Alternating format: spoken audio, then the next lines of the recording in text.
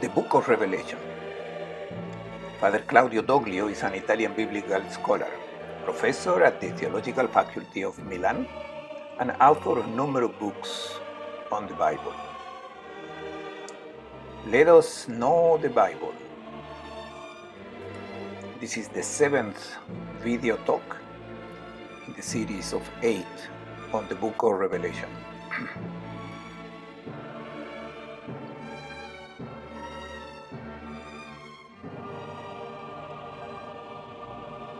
The topic of today's talk is 7 Bowls and the Ruin of Babylon.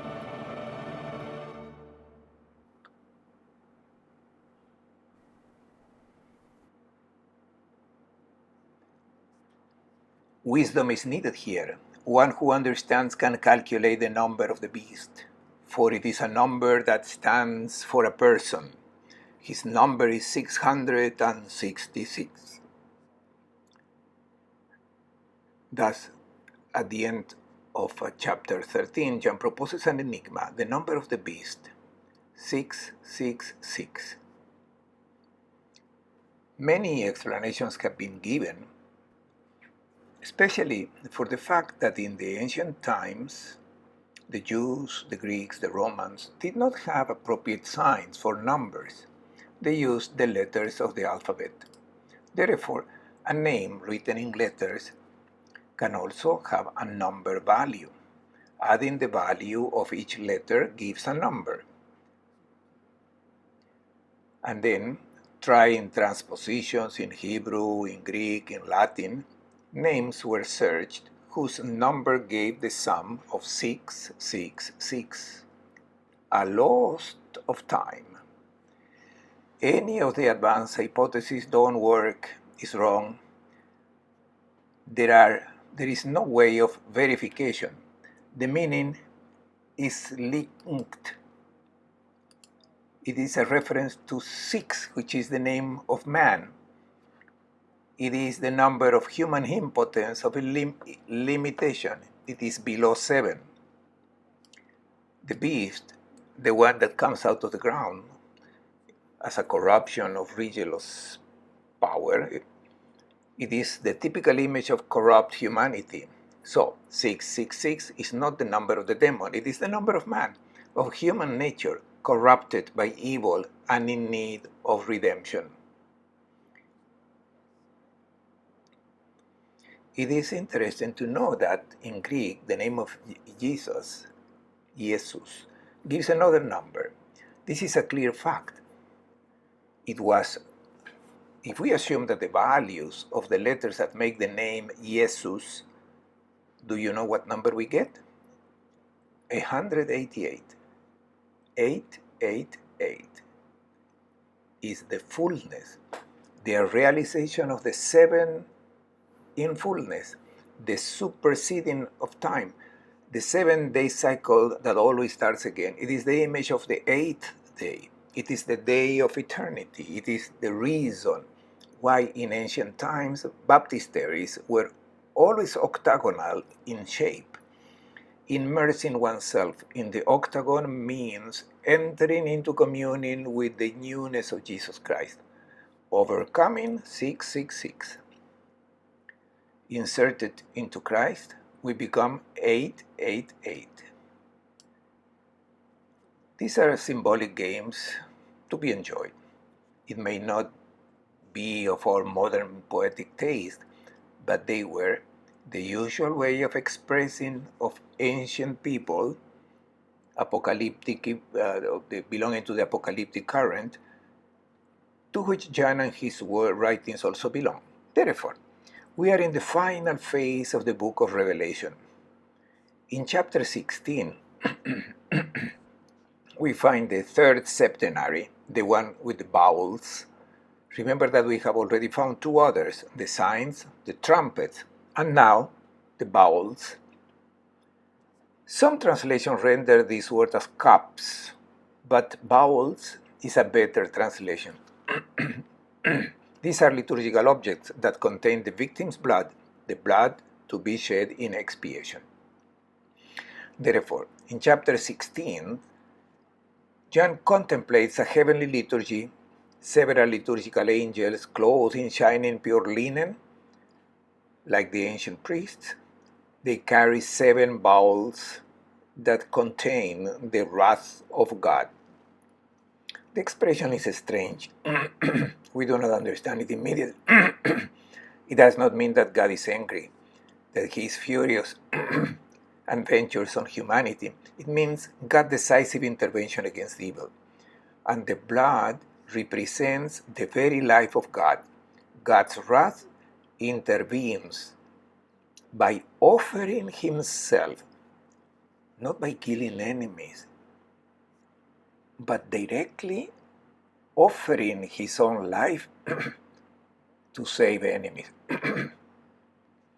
These images should be well clarified in the evangelical perspective and not forced as discourses contrary to those of the evangelical teachings. The book of Revelation does not speak of violence, does not speak of God's toughness against enemies to the point of killing them, but repeats the same gospel message where we find that Christ loses his life to save evil humanity.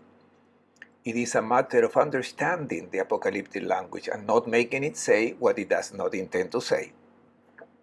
In chapter 16, the septenary of the book of the bowels shows the great atonement, the bloodshed who redeemed the world. The Christians who read or listened to this text understood it very well.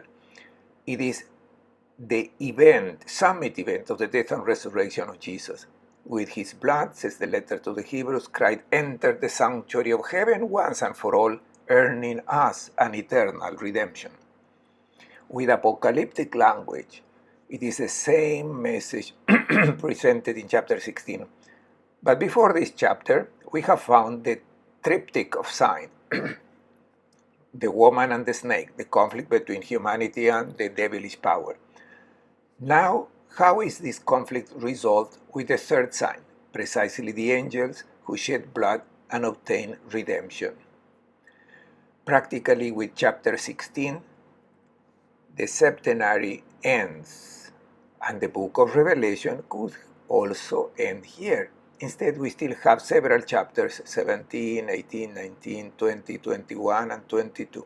6 more chapters, where no more septenaries appear, but a series of scenes to show the consequences of the redemption made by Christ. And then, in the last part of the book of Revelation, starting in chapter 17, we have the symbolic description of the consequences of what Christ's death and resurrections have done.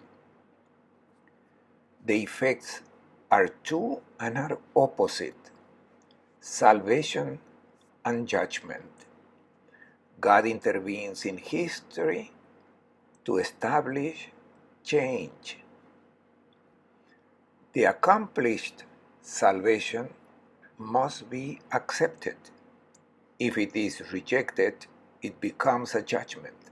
And therefore, this last part of the book of Revelation is characterized by 2 important symbolic figures: Babylon and Jerusalem, 2 cities, the prostitute and the spouse, 2 women.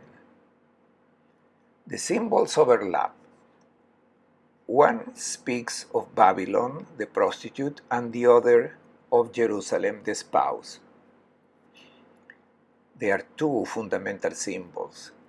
The city and the woman are the 2 symbols of relationship.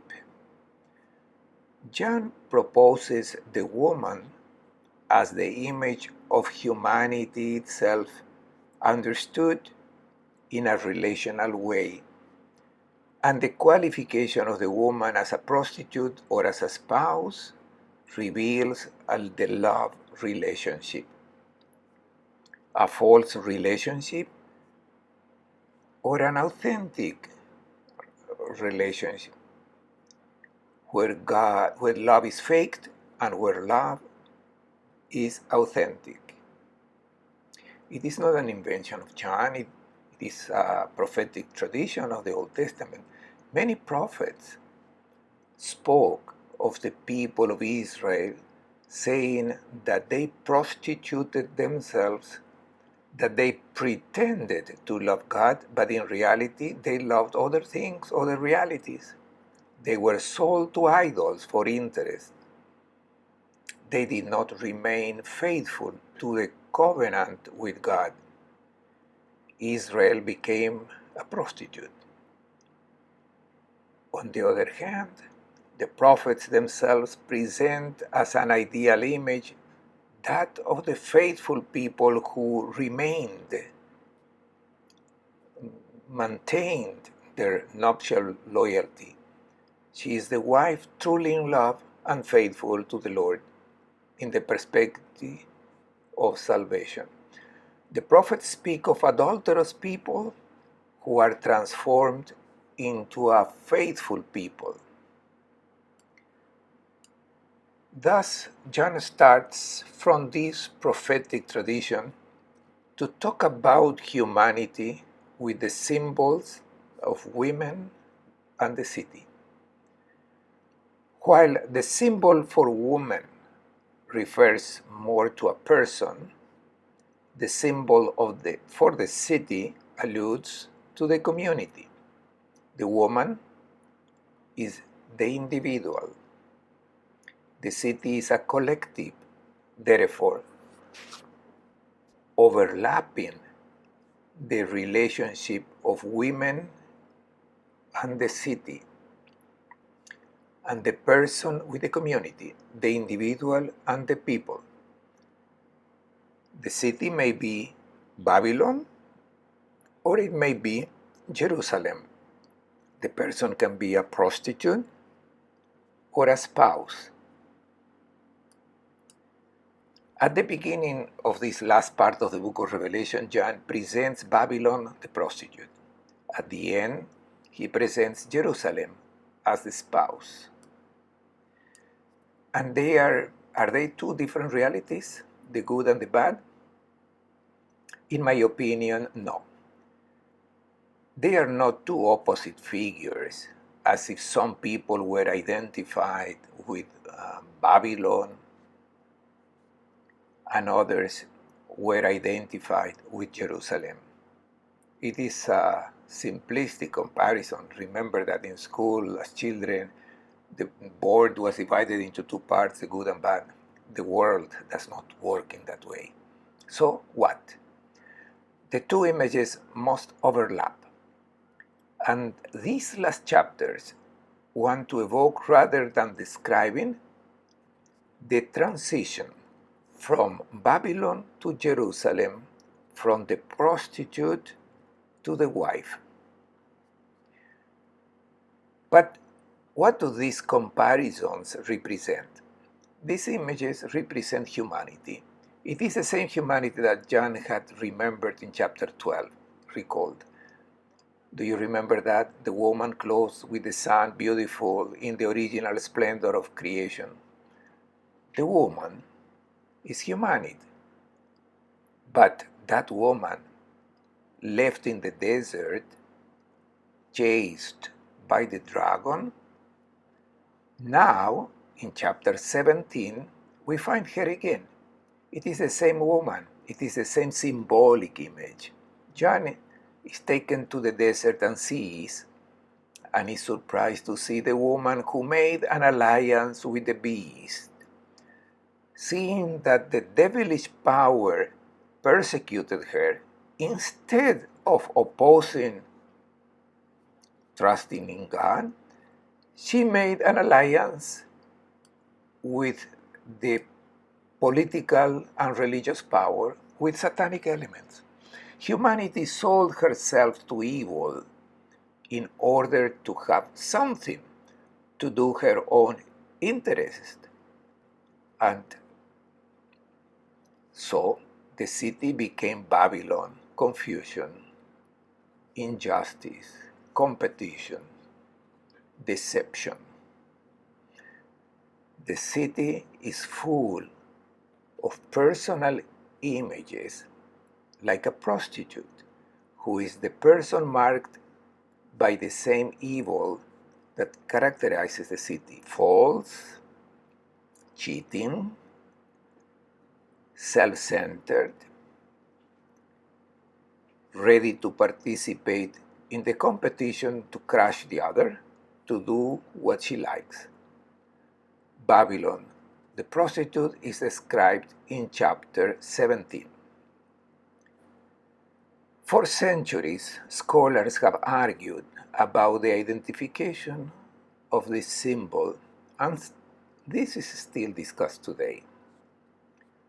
John's intentions are not entirely clear, precisely because the writing is deeply poetic and symbolic, and this allows various interpretations. One of the most common interpretations even today, it is the one that sees in the figure of Babylon the Roman Empire, the structure of Rome, as if it were a realistic description of a concrete political structure. The deception comes from the fact that we are talking about a woman who is enthroned on 7 hills. The translator even translates as 7 hills, but in Greek they are mountains. And we have in our ear the 7 hills of Rome, and it is normal that we make the application. It doesn't work because the image of 7 is very common in the book of Revelation, and the image of the mountains is generally reminiscent of power. And the whole structure does not lead to identifying in this way so materially. It does not seem correct to me to say that Babylon represents Rome, because at this point we lose the deep symbolic dimension. It would simply be an enigma. It would be like saying that John was very disturbed with the Roman Empire and described it as a great corrupt woman, announcing its end and destruction. In the following centuries, then, this text had to be read as the announcement of the destruction of the Roman Empire. The Roman Empire fell, Rome itself not as a city.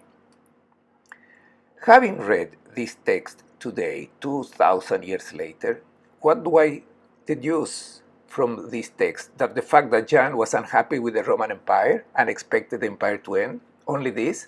It would be an archaeological fact. It would no longer be a living word for me today. It is clear that John, in the first century, had before him the Roman imperial structure, and therefore, if he criticized the corrupt society, he criticized the society of his time.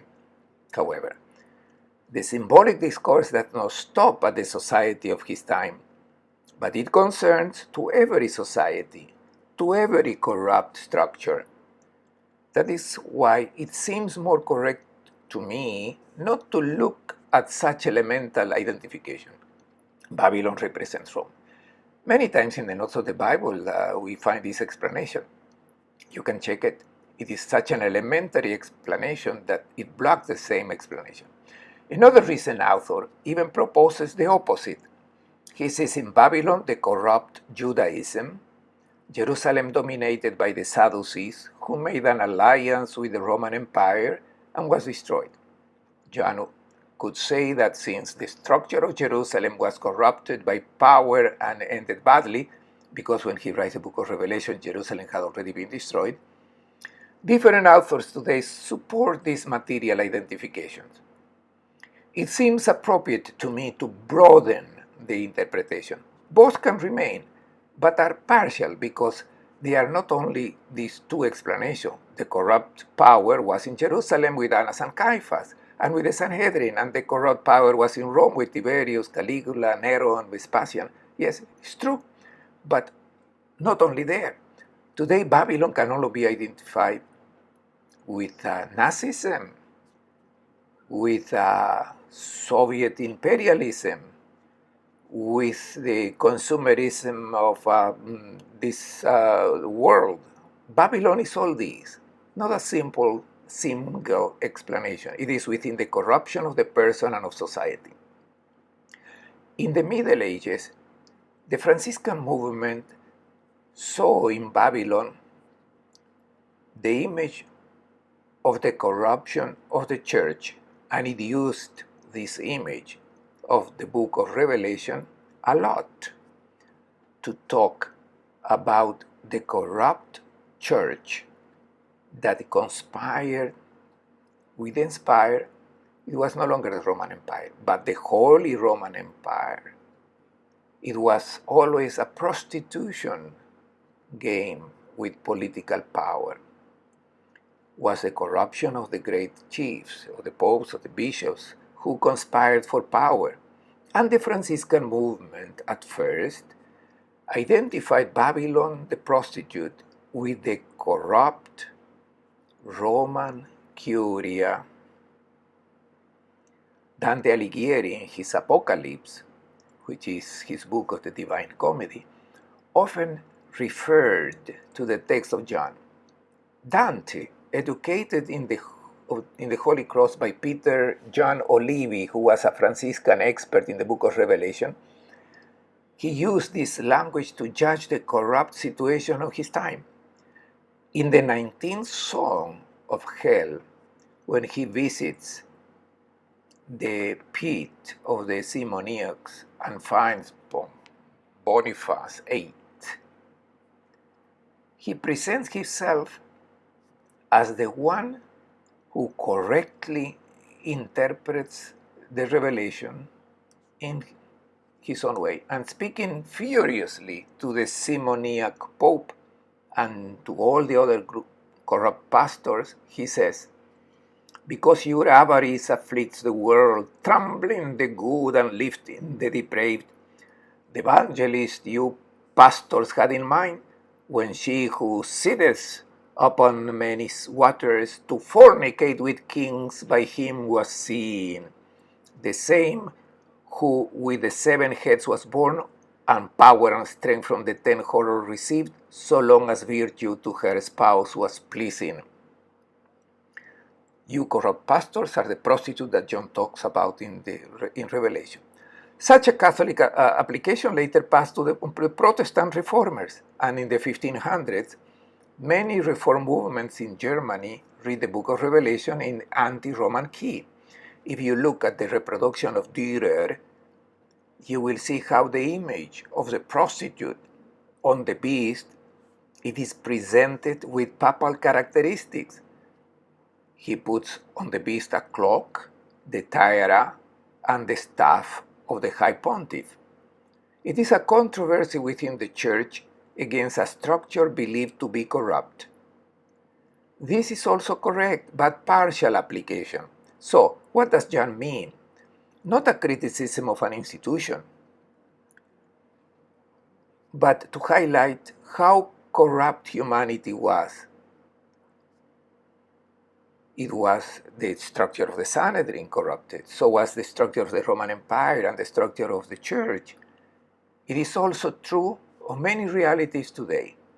The Revelation speaks of a Babylonian humanity who has prostituted herself to evil. But this is the starting point. The target is Jerusalem, the wife. The last part of the book of Revelation wants to present this great transformation.